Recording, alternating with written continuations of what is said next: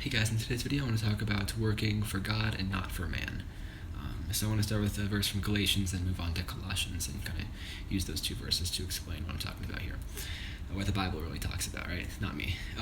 So starting with Galatians chapter 1, verse 10, Paul says, "Am I now trying to win the approval of human beings or of God? Or am I trying to please people? If I were still trying to please people, I would not be a servant of Christ." Wow.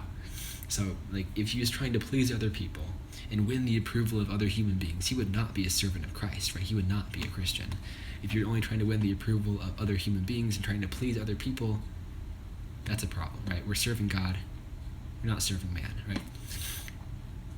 Ultimately, that is, right? Technically, you may be under some authority, right? And serving others is, of course, a very important thing to do, right?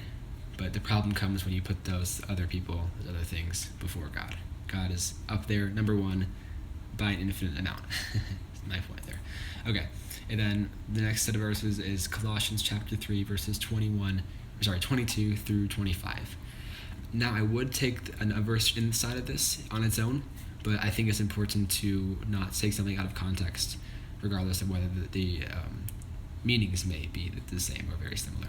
So, starting with verse 22, this is talking about kind of instructions for how people should function within a Christian household.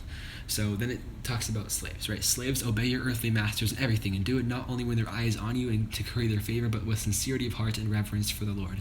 Whatever you do, work at it with all your heart, as working for the Lord, not for human masters, since you know that you will receive an inheritance from the Lord as a reward. It is the Lord Christ you are serving. Anyone who does wrong will be repaid for their wrongs, and there is no favoritism. Okay. Again, I don't want to take something out of context. It's not intended to be, nothing really intended to be taken out of context, but I just want to explain this here. So again, I want to touch a little bit on slaves, right? Slavery, but back then it was way different than how we kind of view slavery. So just keep that in mind. It's not, okay.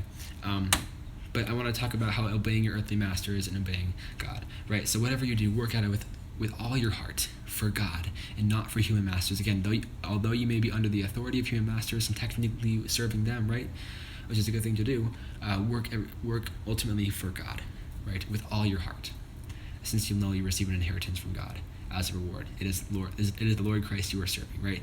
Ultimately, it is God that you are serving. And imagine if you keep that in mind every time you are working for something, whether it's a job or at school or whatever, it is ultimately God you are serving. Imagine how much more motivation you will receive as a result of you having that mindset of serving God and not man. So remember, it is the Lord Christ we are serving infinitely above all else.